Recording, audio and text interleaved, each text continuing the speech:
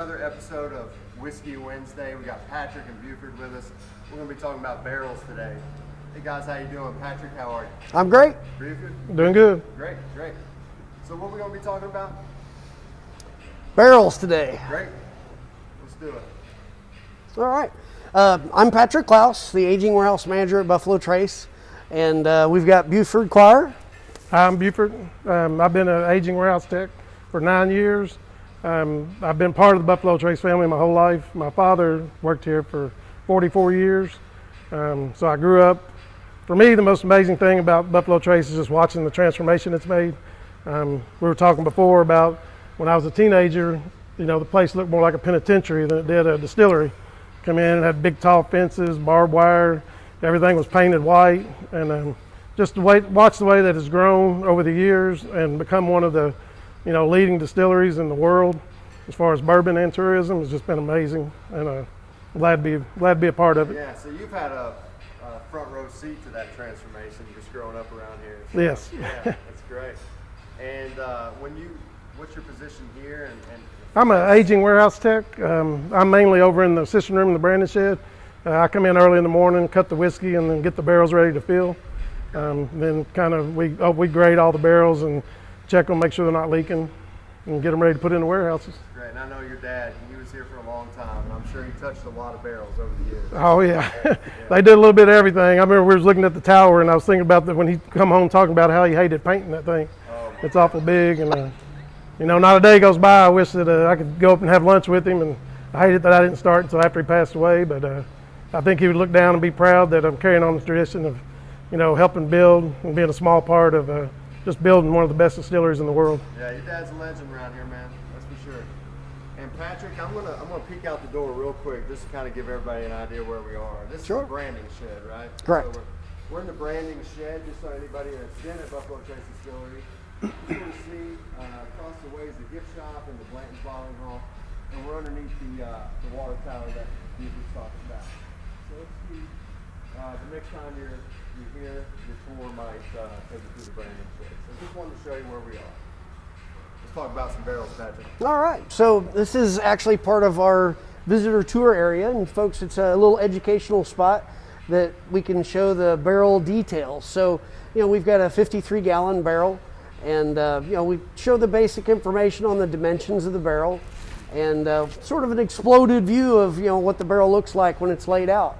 So this gives you a good vision of the bits and pieces that the coopers actually put together the barrel and put this puzzle together to be a watertight, liquid holding barrel with no glue or anything of that nature.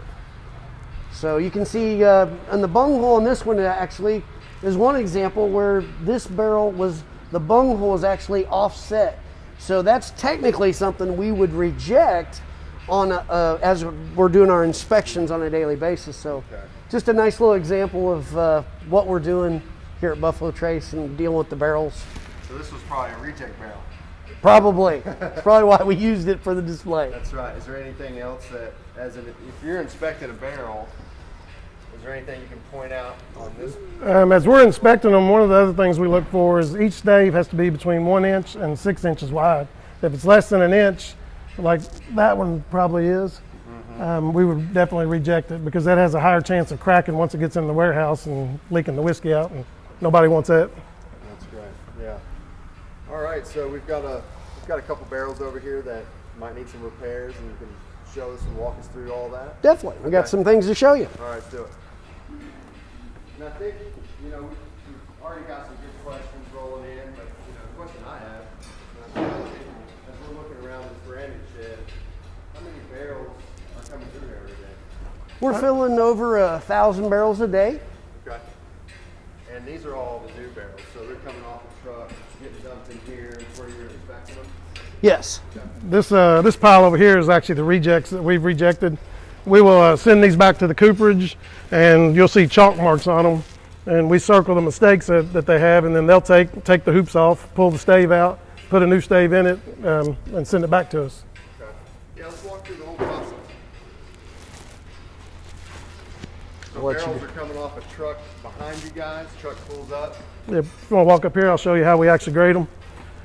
They unload them, they put them on the barrel unloader, they come through, They come down here and this wheel lifts them up and we spin them.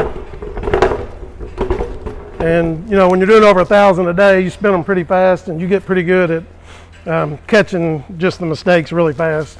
And we pull them off if they're a reject and we keep going. Then after the trailer, we'll come up here and write them all up and do the paperwork. What's your most common? Our most common is cracked staves, especially in the summertime as it gets hot. The barrels tend to crack a lot more. You know, surprisingly, when you see that big pile, you think we have a lot of rejects, but realistically, we probably reject less than 1 barrel a trailer on average. That's 288 barrels on each trailer. So the EBC does a really good job with the barrels, and luckily we don't have a lot of rejects. Okay. The other thing we do is we, once a week, we actually knock a barrel down, like y'all saw over there. I've got an inspection sheet over here. I go down through it. We measure the staves, we count the staves, we get the height of the barrel, check the moistures, we measure the hoops, make sure the thickness is good. Then we inspect the heads, make sure they got enough staves, make sure they're the right size. They're beveled heads, so they're all tongue and grooves, so they go right in the grooves. So we check those and make sure they're beveled. And then we'll wrap that up and send it back to them. They'll put it back together and send it back to us. So basically, you're pulling a random sample and make sure it's up Yes. to par. Got it. Okay. And I'll talk about some of the rejects that we have over here. This one is, that was kind of the same one that you had over there. It's off center, the bung. This is pretty uncommon. We don't see a lot of these. This next barrel, when the EBC puts water in them and they pressurize them and to see if they're leaking, and sometimes they'll find a leak. This was a streak, you can kind of see it, and they put pegs in it, or wedges, and whenever we put no more than 3 wedges in any one stave, and they put 4 in this one, so we rejected it, and we'll send it back to them. They'll pull that out, fix it, and send it back. And right here is our most common one. It's a cracked stave. This is especially once it gets hot outside and they sit on those trailers, you have a lot more cracks. And then every once in a while we'll get a chipped out chime. That's not very common either. We'll reject it and send it back because we don't have any way of knowing if it's going to leak or not until we get it over in the cistern room and get it filled. And one comment we have is, if you guys could repeat the questions that I'm saying, I'm not Mike, so just kind of repeat what I'm asking, sure. Just in case. All right, so something like this isn't fixable, right? That is fixable. We'll reject it, but we'll take it back to the Robinson stave, the cooperage, and they'll actually change that stave out, put the barrel back together, and send it on back to us. Okay. And real quick, let's talk about what's behind you, Patrick. What are we looking at here? Just Sure. Just paint everybody a picture. Basically, we are staging our barrels to be filled for the next day. So every day we're constantly unloading these. They're rolling through the tunnel and they'll get filled in the cistern room. So we're filling this will hold about 430 barrels in here. So we've got about a half a day's production. So we're constantly filling this up. We've got 10 experimental barrels over here, and I'll let Pat tell you what EBC's done with them. So we talked about cracked staves being one of the #1 problems. So one of the things their cooper's doing is they're working on some improvement projects to minimize cracked staves. So these are some test barrels that we've got in, and we're going to fill those up. Probably put them in the highest point of a warehouse where it has a little more heat, a little more pressure on it over the years, and we're going to check it for cracked staves. Make sure that we've maybe improved the barrel design. We're just the first level of barrel inspection. You know, once they get over there, we've got someone turning them, putting them on the hoist, they're inspecting them. And then once they get in the warehouse, we've got leak hunters, and they're up there with all their tools, which we've got staged over here. And whenever they see a leak, they fix them and before they put them up. And then once they're up, we go back from time to time and walk through the rails and look for leaks as well. So we're constantly fixing leaks. And can you fix them in the rick house? Yes, majority of them. You know, sometimes you have to pull them out of the rick, or we may even have to pull it out and change a head. But for most of them, we can fix. We used to do a lot more barrel head changes in the past when there were dowel head barrels on the barrel head. Now, with the tongue and groove, it's a much stronger design, and it doesn't have as many issues. It doesn't bow out or suck in due to the pressure on the barrel. So we don't change near as many heads as we used to. We've got some tools over here. So some of the common tools that we're using, you'll have a hoop driver. This way the guys can, if they have to take a head out, they'll take the head off here, take the head hoop off, the quarter hoop, and then to get the barrel head out, they'll need to loosen the bilge hoop, and they'll have to work all the way around driving that hoop up and off the unit. They're using this is a drilling hammer, but there's also Cooper hammers. They're anywhere from 3 to 4 pounds each, and they're using those to drive the hoops into place. And then if there's a streak, we'll have Buford demonstrate, but if there's a streak that we showed you a couple that had excessive ones, we're using a hammer, and he's gonna give you a demonstration of if there was a streak there, we're gonna try to stop that streak. Say if this was a streak here, you'd always want to go the opposite way.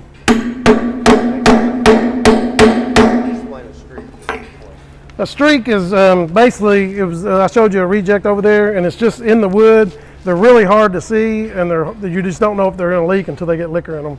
So we don't actually fix a lot of streaks over here. The fellows and ladies in the warehouse, they fix the majority of the streaks. They're easily fixed, and most of the time they won't come back and leak. So you just take this little wedge and put down in there, and just hammer it, and then just kind of knock it off in there, and this one's a little hard to do because there's not actually a streak, and then typically you close it and it would just close the streak up. So you're basically just, you're wedging and you're just tightening up. Correct. You know, there might be a little crack or a streak and you're just tightening that up to seal it up. Yes. You're not putting any wood glue in there. No. No. And then the other common thing you might find is a wormhole, and we'll actually use a spiel or peg to So if this was a wormhole, and once you put the bourbon in it, you would see it pretty easily. It'd be squirting out.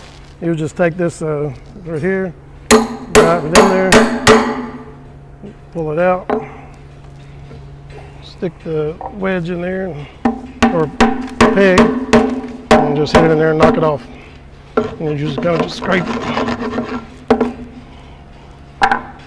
And that's a pretty easy fix for us. Pretty quick fix. How many gallons of whiskey have you saved over the years? the more the better, saving the whiskey. The yield, that's actually why we're doing what we're doing.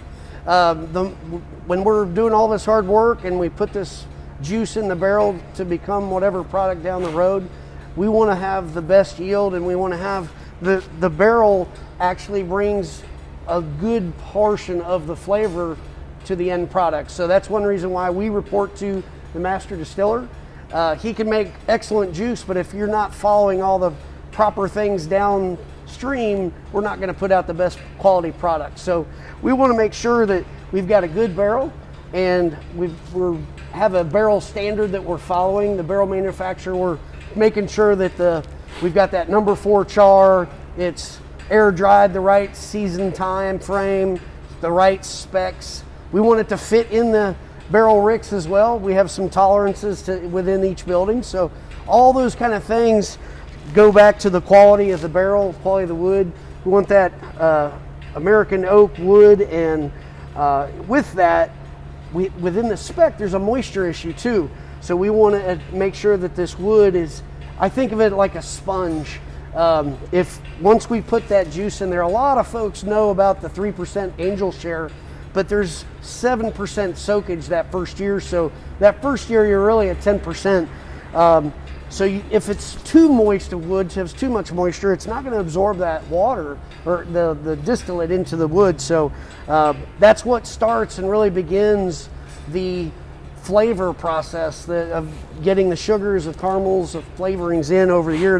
The pressure on that barrel, the heating and cooling over the years, that's really where we get a lot of that from. So we report to the master distiller so that we're in lockstep, in alignment, getting the best profile that we can down the road on every single barrel that we've got. Yeah, it's not just a storage container, it's for a taste profile as well. Yeah. It is a critical piece of what we do. We have a bung hammer as well that we, the guys are driving the bungs in when they're filling the barrels.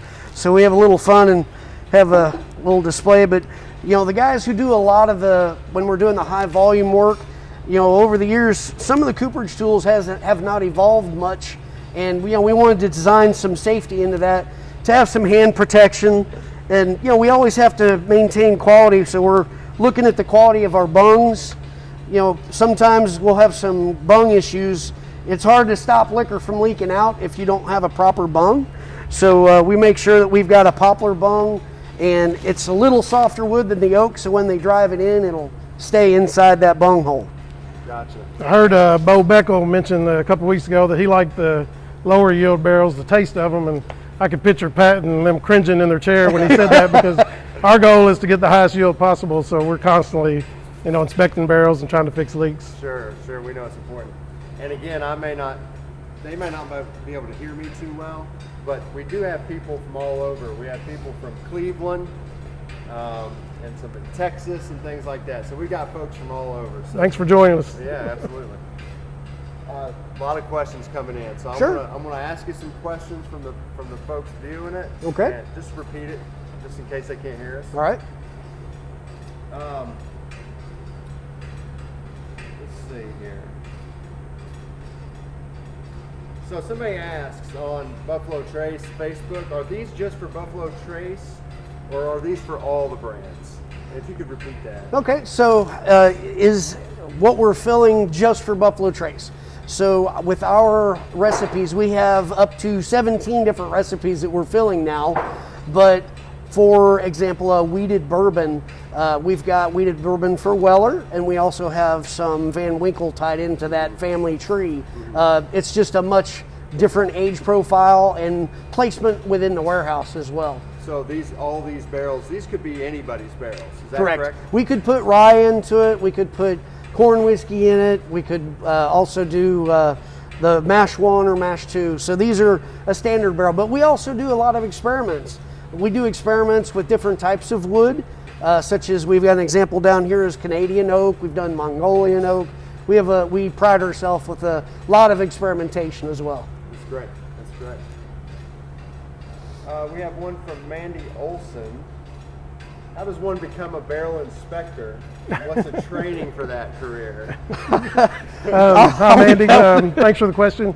Well, If you could repeat the question. the question is, how does someone become a barrel inspector, and what kind of training do we do? When we first start out as an employee, we go through about a 6-month to maybe 8-month training period, and then we have to take a test, and then we're constantly doing ongoing training all throughout the year, especially with all the changes that they make on some of the barrels and a lot of the, like you said, the experiments we do. So we're constantly kind of updating our training. Okay. But you can come on down and get a job and come on over here.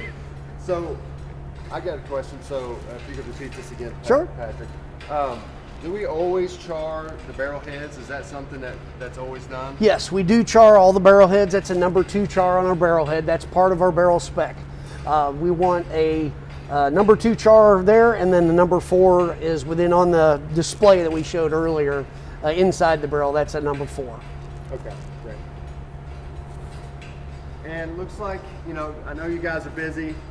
We're at about 20 minutes, and so we're going to let you go unless you have anything else you'd like to add. Is there anything in here that you want to go over that we forgot to go over? I just would appreciate if you're able to come down and visit us. Appreciate your time today.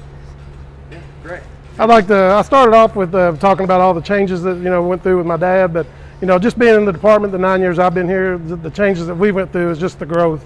We started out filling a couple hundred barrels a day, and now we're over 1,000. So just a big shout out to all the guys and girls in this department rolling these 525-pound barrels every day. It's not an easy job. Takes teamwork. They get after it. That's great. How heavy are they when they're empty, and how heavy are they when they're full? They're anywhere from 95 to about 110 pounds empty, and they're about around 525 full. Great. All right, guys, I'm going to let you go. You've got a lot of work to do, so I appreciate your time. Always a pleasure. Glad to be here. Thanks for having us.